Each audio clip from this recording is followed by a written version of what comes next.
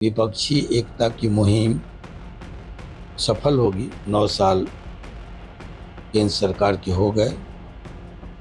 10वें साल में 10वें वर्ष में देश परिवर्तन चाहता है। ये बीजेपी जो है ना, वो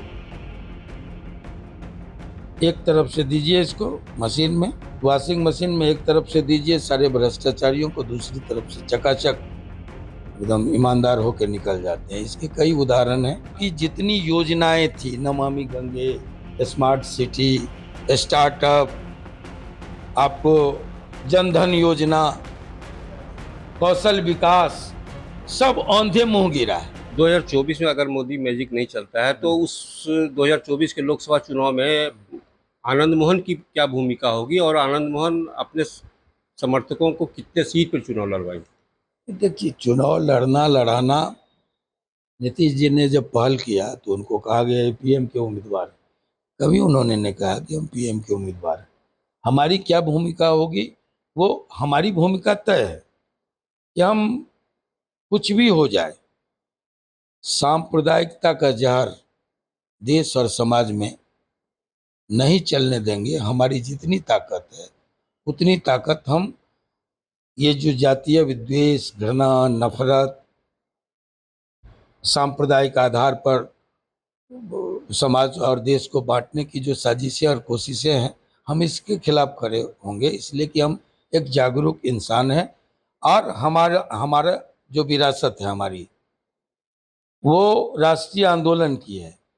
स्वतंत्रता सेनानी परिवार से हम हैं। हम लोग जेपी सेनानी रहे हैं। राजनीति का ककारा जेपी से सीखे हैं। हमारे घर गांधी आते थे, विनोबा आते थे, राजेंद्र प्रसाद जी दादाजी के मित्र हुआ करते थे। तो राष्ट्रीय आंदोलन, लवली आनंद जी के दादाजी रामेश्वर बाबू स्वतंत्रता सेनानी थे। इनके भी पिताजी मानिक बाबू स्वतंत्रता सेनानी थे। हमारे भी बड़े बाबूजी और बाबूजी स्वतंत्रता सेनानी थे। और हमारी शादी का एक बड़ा वजह ये भी था। तो चलिए, हम लोग जो विरासत है उसको अक्षुण्ण कैसे रखा जाए, इस देश में सद्भाव, भाईचारा कैसे कायम रहे, और इसके लिए जो भी पार्टियां सामने आएगी, जो समाजवादी सोच की पार्टियां हैं, है ना, हम चाहेंगे उनको मदद पहुंचाना। कितने सीटों पर लड़ेंगे? मैडम लवली आनंद कहाँ से अब लड़ेंगे? ये सब छोड़ दीजिए, ये सब भविष्य के गर्त में है। जब समय आएगा तो आप लोगों को मालूम हो जाएगा हम लड़ेंगे नहीं लड़ेंगे, या यूं ही मदद करेंगे, ये सब।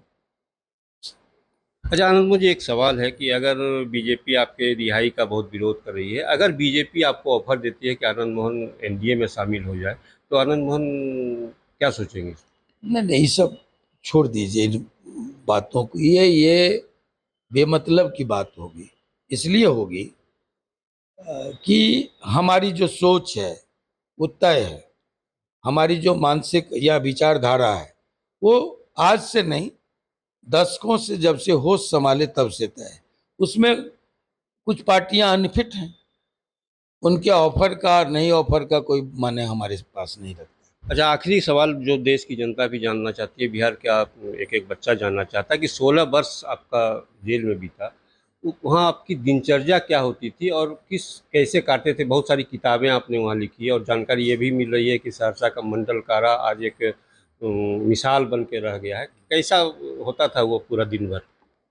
देखिए, जब हम जेल में थे तो निर्गुण में सगुन तलाश रहे थे। बैठे ठाले स्वयं को फुर्सत मिली अपने बारे में सोचने की, कुछ चिंतन मनन की। तो ऐसे में कई कई किताबें हमने लिखी। लाइब्रेरी का चार्ज मिला हमको। सजा के बाद कैदियों को कुछ करना होता है, तो मुझे लाइब्रेरी का चार्ज मिला। लाइब्रेरी